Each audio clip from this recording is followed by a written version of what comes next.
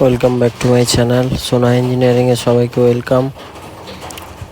তো খাকুরদা কারখানায় তেল পাম্পের কাজ হয়ে গেছে, গাড়ি বেরাবে, দুটো গাড়ি কমপ্লিট হয়ে গেছে। এখানে ওয়ারিংয়ের কাজ চলছে, শেষের দিকে ট্রায়াল চলছে, গাড়ি কাজ হয়ে প্রবলেম সলভ হয়ে গেছে।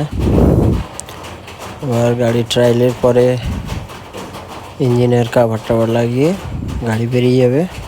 দেখতে পাচ্ছেন কত সুন্দরভাবে গাড়ি সাজানো হয়েছে। এখানে রাধা কৃষ্ণের পেছনে ভ্যানাইল লাগানো আছে।